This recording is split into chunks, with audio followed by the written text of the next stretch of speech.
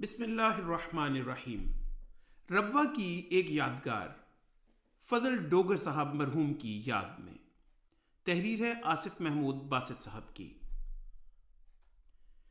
فضل ڈوگر صاحب سے میرا تعلق بظاہر کبھی بھی گہرا نہ رہا، نہ یہ سطور لکھنے کی وجہ کوئی ایسا دعویٰ ہے کہ میں انہیں بہت قریب سے جانتا تھا، مگر ان کی وفات کی خبر سے دل کو جو رنج پہنچا وہ بہت گہرا ہے۔ یہ سطور جو میں لکھنے بیٹھ گیا ہوں شاید اس گہرے دکھ کی وجوہات کی تلاش کرنے کی ایک کوشش ہے۔ ایک وجہ جو اب تک سمجھ میں آئی ہے وہ یہ ہے کہ فضل ڈوگر صاحب کو دیکھ کر اور ان کے ساتھ بات کر کے ہمیشہ ربوہ کی یاد آ جایا کرتی۔ انہیں دیکھ کر مجھے ربوہ کی کئی طرح کی شخصیات یاد آیا کرتی۔ انجمن کے دفتروں میں کام کرنے والے بعض احباب، خلافت لائبریری میں اخبارات پڑھنے والے بعض چہرے، گول بازار کے ریسٹورانوں میں بیٹھنے والے چائے کے بلا نوش، سردیوں کی دھند میں جلسہ گاہ کی طرف جاتے کئی بزرگ جنہوں نے ہاتھ میں مونگ پھلی کی پوٹلی اور ایک تھیلی میں چند کینو اٹھا رکھے ہوتے، کچھ محبت کرنے والے بزرگ، کچھ دوست، کچھ دکاندار، کچھ کچے ہوٹلوں میں چائے بنانے والے، اور نہ جانے کیا کیا اور کون کون۔ میرے لیے فضل ڈوگر صاحب ربوہ کی ایک ایبسٹریکٹ پینٹنگ تھے، جس میں ربوہ کے کئی رنگ تھے، کئی ملے جلے نقوش و نگار ڈوبتے ابھرتے رہتے، اور میں اس پینٹنگ کو دور سے دیکھا کرتا۔ اقبال نے اپنی شخصیت کو یوں بیان کیا ہے: تنم گلے ز خیابان جنت کشمیر، دل از حریم حجاز و نواز شیراز است۔ فضل ڈوگر صاحب ربوہ کی مٹی سے گوندھے ہوئے انسان تھے، اور دل اور نوا بھی ربوہ ہی کی بازگشت کی اماج گاہ تھی۔ ڈوگر صاحب سے پہلی ملاقات طاہر ہاؤس میں واقع دفتر الفضل میں ہوئی تھی، مگر یہ پہلا تعارف نہ تھا۔ پہلا تعارف محمود ہال سے ملحقہ باورچی خانے سے ہوا تھا۔ یہ میری لندن آنے کی ابتدائی دنوں کی بات ہے۔ ڈوگر صاحب اس باورچی خانے میں خدمت پر مامور تھے۔ پہلی بار اور پھر کئی بار انہیں وہیں پر دیکھا، کبھی ایپرن سا باندھے ہوئے، کبھی ایپرن کے بغیر، اور جب ایپرن کے بغیر دیکھا تو یہ خیال آیا کہ آخر یہ ایپرن باندھتے ہی کیوں ہیں۔ مگر پھر جمعہ کی نماز اور عید کی نماز وغیرہ پر بڑی وزاداری سے ملبوس ڈوگر صاحب بھی نظر آیا کرتے۔ سلام دعا پہلی مرتبہ الفضل انٹرنیشنل کے دفتر واقع ڈیئر پارک روڈ لندن میں ہوئی۔ اب باورچی خانے سے سیدھا الفضل کے دفتر تک آ جانے کا احوال ہمیں معلوم نہیں، مگر ڈوگر صاحب کی اطاعت شار واقف زندگی تھے کہ تقرریاں ہمیشہ حیران کن اور دلچسپ رہیں۔ دفتر الفضل میں ڈوگر صاحب اپنا کام ختم کر لینے کے بعد محفل جمائے بیٹھے ہوتے، پاس سے گزرتے ہوئے سلام دعا بھی ہو جاتی، اور کانوں میں اس مجلس کی گفتگو کے کچھ الفاظ بھی پڑ جایا کرتے، جن سے معلوم ہوتا ہے کہ تذکرہ حضرت خلیفۃ المسیح الثالث رحمہ اللہ تعالیٰ کا ہے، یا میاں منصور احمد صاحب کا، یا میاں خورشید احمد صاحب کا، یا میاں احمد صاحب کا۔ 1974 کے دلخراش واقعات، 1984 میں حضرت خلیفۃ المسیح الرابع رحمہ اللہ کی ہجرت کے وقت ربوہ کے باسیوں کی حالت، ربوہ کے اچھے دن جب جلسہ ہوا کرتا، سفر یورپ سے حضرت خلیفۃ المسیح الثالث رحمہ اللہ کے استقبال کے لیے ربوہ کی تیاریاں۔ میں ان مجالس کا حصہ نہ ہوتا، مگر ڈوگر صاحب کی اس مجلس کے پاس سے گزرتے ہوئے یہ باتیں میرے کان میں پڑ جایا کرتی، اور میرے دل کو کئی گھنٹوں اور بعض اوقات دنوں تک ربوہ کی گلیوں میں گھمایا کرتی۔ یوں ذہنی اور قلبی طور پر ڈوگر صاحب سے تعلق بھی اس دورانیے کے لیے قائم رہتا۔ بہت چاہنے کے باوجود میں خود ان کی مجالس کا حصہ نہ بن سکا۔ وہ میرے بزرگ تھے اور میں ان کے لیے بچوں کی طرح۔ ان کی مجلس میں خود تو درانہ داخل نہیں ہو سکتا تھا۔ پھر اچانک ایک دن معلوم ہوا کہ فضل ڈوگر صاحب لندن میں کھلنے والے جامعہ احمدیہ کے لائبریرین مقرر ہو گئے ہیں۔ فضل ڈوگر صاحب کے سامنے یہ اعتراف جرم کرنے سے رہ گیا کہ مجھے یہ معلوم کر کے بہت حیرت ہوئی تھی کہ ڈوگر صاحب کسی بھی لائبریری کے نگران بن جائیں، کجا یہ کہ ایک مذہبی تعلیمی ادارے کے باقاعدہ لائبریرین۔ مگر وقت کے ساتھ ڈوگر صاحب نے اس لائبریری کو اپنا خون پلایا اور اس سے ایسی محبت کی کہ سب حیرت جاتی رہی۔ نئی حیرتوں نے جنم لیا، مگر وہ الگ کہانی ہے۔ لندن میں جامعہ کا کیمپس ایک وکٹورین عمارت میں قائم تھا۔ عمارت تعلیمی ادارے کے لیے ہی بنائی گئی تھی اور اس کی قدامت مجھے ہمیشہ بہت پسند رہی۔ اس عمارت کے ایک ہال میں جامعہ کی لائبریری قائم تھی اور ڈوگر صاحب اس کے نگران۔ میں پہلی مرتبہ اس لائبریری میں داخل ہوا تو ڈوگر صاحب نے بڑی محبت سے استقبال کیا۔ شاید انہوں نے میری نگاہوں کو بھانپ لیا جو اس گفتگو کے دوران ان کے چہرے سے زیادہ ان کی کتابوں کی طرف بھٹک بھٹک جاتی رہیں۔ اس کے بعد سے جب بھی لائبریری میں جانے کا اتفاق ہوا، یوں لگتا کہ ڈوگر صاحب کسی پولیس چوکی پر بیٹھے ہیں اور مجھ راہگیر کو راہزن سمجھ کر کڑی نگاہ رکھے ہوئے ہیں، مگر نئے اضافوں سے مطلع کیے بغیر بھی نہ رہ سکتے کہ انہیں اس لائبریری کی نشو و نما پر ناز بھی تو تھا۔ ایک ایسے ہی موقع پر اپنی کرسی کے پیچھے لگے ایک شیلف کی طرف لے گئے جس پر شیشے کے دروازے لگے تھے اور یہ دروازے مقفل تھے۔ تالا کھولا اور ایک ایک کر کے یہ نایاب کتابیں دکھانے لگے کہ حضرت مولانا عبد الرحمن جٹ صاحب کا ذخیرہ کتب تھا جو ان کے ہاتھ لگ گیا تھا۔ میری آنکھوں میں حیرت اور اشتیاق دیکھ کر خوش بھی ہوتے رہے اور ساتھ ساتھ کئی مرتبہ یہ بات بھی دہراتے رہے کہ جے کوئی آ کے اے بھی کہے کہ ایتھے بیٹھ کے پڑھ لین دیو، میں پھر بھی یہ کتاباں تالے چوں نہیں کڈنیاں۔ میں ڈوگر صاحب کی اس سنائی کا مزہ لیتا رہا اور ایسے کان ہوئے کہ ڈوگر صاحب سے کتابوں کے حوالے سے کبھی کوئی تقاضا یا فرمائش نہ کی، مگر پھر میں نے اور ڈوگر صاحب نے ایک دوسرے کی نوادرات تک رسائی کے لیے چور دروازے بنا لیے۔ میں بعض اساتذہ اور پھر بعض طلباء کے ذریعے کتابیں ایشو کروا لیا کرتا اور پڑھ کر انہی احباب کے ہاتھ لوٹا دیتا۔ ایک عرصے تک میں یہ سمجھتا رہا کہ یہ دروازہ شاید صرف میں نے ہی ان کے ہاں کھول رکھا ہے۔ یہ غلط فہمی یوں دور ہوئی کہ ایک جلسہ سالانہ پر محترم صاحبزادہ مرزا غلام احمد صاحب خلافت لائبریری کا بہت سا قیمتی مواد ایک ہارڈ ڈسک پر لے کر تشریف لائے۔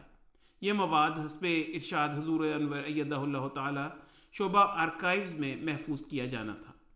میاں خورشید صاحب یا میاں احمد صاحب انگلستان تشریف لاتے تو فضل ڈوگر صاحب ان کی خدمت پر معمور ہو جایا کرتے اور اپنی اگلی پچھلی وفاداری کو ان چند ایام میں سمو دیا کرتے۔ میں جب میاں احمد صاحب کے پاس یہ ہارڈ ڈسک لینے کے لیے حاضر ہوا تو ان کے ساتھ فضل ڈوگر صاحب بھی تھے۔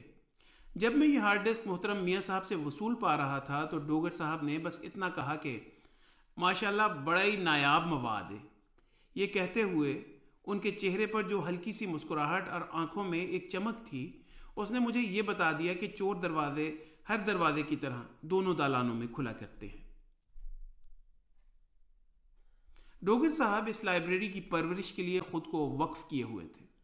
ایک روز فون کر کے کہنے لگے کہ برٹش لائبریری میں جو حضرت مسیح موعود علیہ السلام کی کتب کی پہلے ایڈیشن پڑے ہیں ان کو تلاش کرنا ہو تو کیسے کرتے ہیں۔ انہیں یہ تو معلوم تھا کہ یہ سب حاصل کر کے شعبہ آرکائیو میں محفوظ کر لیے گئے ہیں۔ مجھے لگا ڈوگر صاحب کا حسن تقاضا ہے۔ میں نے عرض کی ڈوگر صاحب کسی دن ساتھ چلے جاتے ہیں اور میں دکھا دیتا ہوں۔ کہنے لگے ابھی بتا دیں۔ میں فون پر جس قدر بتا سکتا تھا اور ڈوگر صاحب جس قدر فون پر سمجھ سکتے تھے بتا دیا۔ انہیں لگا کہ ان کا حسن طلب زیادہ ہی مخفی رہ گیا ہے۔ کہنے لگے ویسے تو آڈے کول ہیں نے سارے۔ میں نے عرض کی کہ جی ڈوگر صاحب میرے پاس ہیں، پیش بھی کر سکتا ہوں، اور جو خلافت لائبریری سے ہارڈ ڈرائیو پر نایاب مواد آیا تھا اس میں بھی موجود ہیں۔ سادہ بھی تو تھے۔ فرمانے لگے چلو پھر تے ٹھیک ہے، اودے وچوں ویکھ لینا وا۔ ڈوگر صاحب نے جس طرح اس لائبریری کی خدمت کی اس نے مجھ سمیت ان تمام لوگوں کو حیران کر کے رکھ دیا جنہوں نے ان کے لائبریرین ہو جانے پر تعجب کا اظہار کیا تھا۔ ڈوگر صاحب نے ان کتابوں کو محفوظ کرنے کا بیڑا اٹھا لیا جو خستہ حالی کا شکار تھی۔ ان کی جلدیں کروائیں، ان کی نقول بنوا کر محفوظ کی۔ جلدیں بنوانے کے شوق نے انہیں جامعہ کے مقالجات کے مجلد کروا کے محفوظ کرنے کے کام پر بھی لگا دیا۔ ان مقالوں کی جلدوں پر نہایت نفیس اور دیدہ زیب انداز میں مقالے کا عنوان اور مقالہ نفیس کا نام زرعی حروف میں کندہ کرواتے اور انہیں محفوظ کرتے چلے جاتے۔ پھر ایک اور کارنامہ یہ کیا کہ حضرت مسیح موعود علیہ السلام کے زمانے سے شائع ہونے والے رسالے ریویو آف ریلیجن کی ڈیجیٹل نقول کو پرنٹ کیا، انہیں سال کے حساب سے مجلد کیا اور جماعتی دفاتر کو قیمتاً خرید کرنے کی دعوت دی۔ مجھے جب یہ دعوت عام موصول ہوئی تو نومبر دسمبر کے مہینے تھے۔ میں نے عذر کیا کہ مالی سال کا وسط ہے اور شعبہ آرکائیو کے بجٹ میں اس کی گنجائش نہیں، اور یوں بھی یہ میرے پاس نایاب مواد میں ڈیجیٹل طور پر محفوظ ہیں۔ انہوں نے میرے دونوں عذر قبول کرنے سے انکار کر دیا، سہولت بھی پیدا کر دی کہ چلو تم لے لو، پیسے اگلے بجٹ سے دے دینا۔ ساتھ یہ بھی فرمایا کہ بھلا کمپیوٹر کی اسکرین پر پڑھنے کا کیا مزہ، جو لطف کتاب سے پڑھنے کا آتا ہے اس کا کیا مقابلہ۔ یوں میری دونوں دلیلیں ڈوگر صاحب نے بڑے آرام سے پسپا کیں اور مجھے خریدار بنا لیا۔ اسی طرح ایک مرتبہ فون آیا، آواز میں خوشی نمایاں تھی۔ کہنے لگے کہ ابھی ملاقات کر کے نکلا ہوں، حضور کی خدمت میں حضرت مسلم موعود رضی اللہ تعالیٰ عنہ کی زیر ادارت شائع ہونے والی تشہید الاذان کی جلدیں پیش کی تھیں، جو میں تیار کرنے کا ارادہ رکھتا ہوں۔ حضور نے فرمایا ہے کہ ایک سیٹ شعبہ آرکائیو کو دے دینا۔ میں نے بھی اپنی خوشی کا اظہار کیا کہ زہ نصیب حضرت صاحب کو ہمارے شعبے کا خیال آیا، اور یہ بھی کہ ذکر میرا مجھ سے بہتر ہے کہ اس محفل میں ہے۔ جب خوشیوں کا اظہار ہو چکا تو فرمانے لگے کہ اس سیٹ کی اتنی قیمت ہے، جمع کروا دیں تو جو سیٹ تیار ہے وہ دفتر پہنچا دوں گا۔ میں نے دل لگی کے غرض سے عرض کی کہ ڈوگر صاحب، ہدایت تو یہ ہے کہ یہ سیٹ شعبہ آرکائیو کو دیا جائے، قیمت کا کیا سوال۔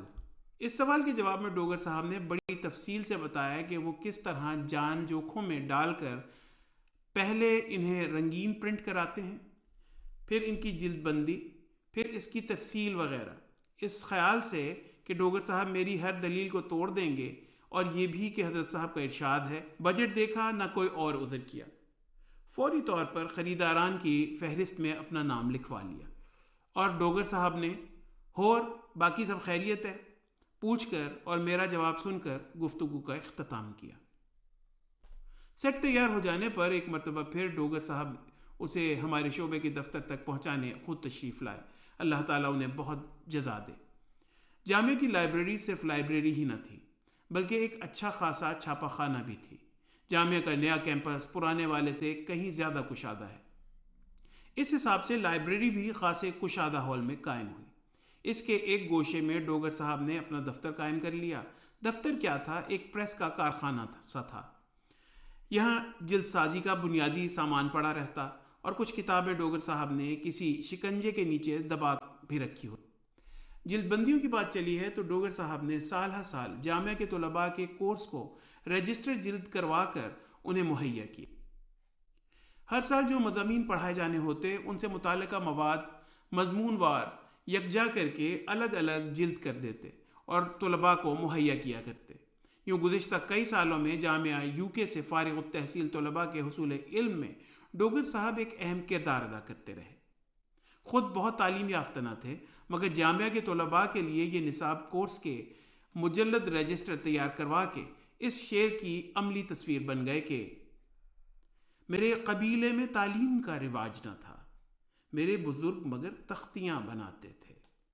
اور یہاں قبیلے سے مراد وہ جنریشن ہے جن کے حالات کے باعث حصول تعلیم ناممکنات میں سے تھا، مگر اس صبر کے اجر میں علم دوستی کی نعمت سے مالا مال تھے۔ تو یہ تھے فضل ڈوگر صاحب، جنہیں میں بہت ہی کم جانتا تھا۔ جو انہیں زیادہ جانتے تھے وہ ان کی خوبیوں کا تذکرہ تفصیل سے کر سکیں گے۔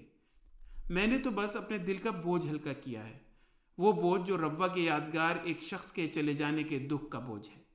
ڈوگر صاحب ان درختوں کی یاد دلاتے جو اگتے تو صرف کسی خاص ملک میں ہیں، مگر لوگ انہیں اکھاڑ کر کسی اور ملک میں جا لگاتے ہیں۔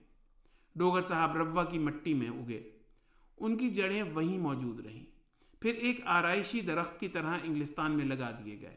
ڈوگر صاحب کا وجود ربوہ کے گزرے دنوں کی یادگار رہا۔ اللہ انہیں جنت کے درختوں کے سائے میں جگہ دے، آمین۔